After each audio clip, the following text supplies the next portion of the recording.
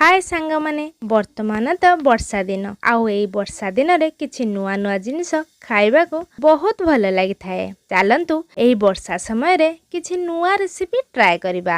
आपण माने तो काकरा पिठा निहाती खाइथिबे। आज आमे ताळरू काकरा पिठा बनेबा। मु एई वीडियो रे ताळ बाहर करिबाटो आरंभ करी पिठा प्रस्तुत करिबा पर्यंत पूरा ट्रिक एंड टिप्स सबू बतैछि। आपण वीडियोटी को शेष जाए देखंतु आउ यार मजा नियंतु।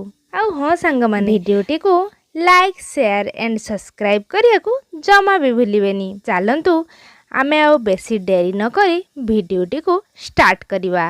प्रथमे आमे ताळ नै आसीचु। ताळ को भल भाबे धुई ता ऊपर थिबा कवर बा डेम्फो को आमे घुराई घुराई एमिति बाहर करि देबा। आउ टिके चेक करि नेबा भल अच्छे कि नहीं। एबे ताळ को आमे चिरी देबा। तार मंजो को बाहर कर देबा। सेथिरे थिबा चोपा गुडी को कुटी कुटी करी बाहर कर देबा। सेमिति आमे सबु ताळरू चोपा गुडी को बाहर करी मंजो गुडी को अलगा करी गोटे पात्र रे रखि नेबा। एबे मंजो गुडी को टिके चकटी देबा जहा द्वारा तार मंडो गुडी को बाहर करिबारे सहज हेबो। मो गोटे पनिकी नहीं पनिकी द्वारा मंजरू मंड गुड़िक आम एमती बाहर करदेबा। एबे गोटे पात्र नेबा तास गोटे जाली नेबा। आपण चाहिले छांकीर भी यूज करि परिबे। सेथिरे ताळ मंड गुड़िक ढाली देबा आउ भल भाबे चिपुड़ी देबा। एमिति हल्का हाथ रे चिपुड़ी चिपुड़ी आमे सबु मंड गुड़िक भल भाबे बाहर कर नेबा। एबे देखंतु मंड गुडी करू सबु पारू बाहर हो जाइछि। वर्तमान चुली रे करेईटे बसई नेबा। ता ऊपर रखिथिबा सबु ताळर मंड गुडी को ढाली देबा आउ भल भाबे गोळाई नेबा। ता ऊपर आमे पकेई नेबा स्वाद अनुसार लूण, किछि पान मथुरी आउ अल्प चीनी पकेई भल भाबे गोळाई नेबा। से सबु भल भाबे मिसी गला परे एबे देखंतु आमर ताळ गुडी को गाढ़ा हुई आसिलानी। एबे आमे रखिथिबा चाउल चूना को पकेई भल भाबे मिक्स करि नेबा। जेमिति चाउल चूना गुडी को ताळ मंड सह भल भाबे गोळाई होई जिवो। एबे देखंतु हमर जंतुणीटी प्रस्तुत होई आसिलानी। एबे आमे चुली रु बाहर कर नेबा।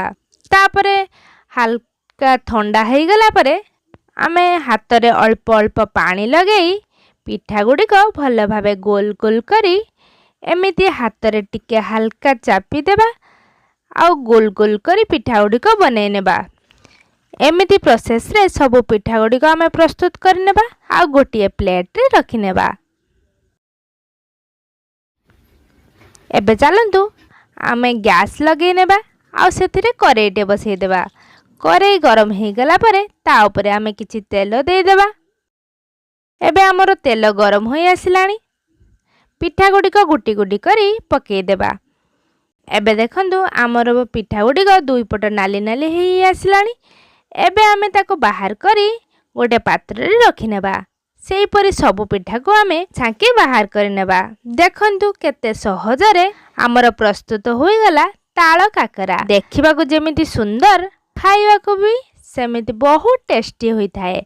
आपण सबु ट्रिक एंड टिप्स सह एमिति ताळ काकरा घरे निहाती ट्राई करंतु आउ केमिति लागिला कमेंट रे निहाती जणांतु। वीडियोटी जदि आपन को भले लागि थाए मो चैनल को सब्सक्राइब करिवा सह पाखरे थिबा बेल आइकन को प्रेस करि देबे जा द्वारा कि मोर आसुथिबा नुआ नुआ वीडियो रो नोटिफिकेशन आपन को पाखरे आगो पहुंची परिबो। पुणी देखाबो एक नुआ रेसिपी सहित। से पर्यंत रहिली नमस्कार।